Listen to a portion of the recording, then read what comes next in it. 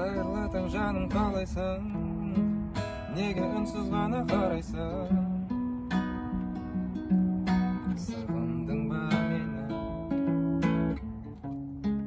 Бізді ешкіммен де табылмай, жағымсыз жайлар мазаламай, бір сезім тербейді.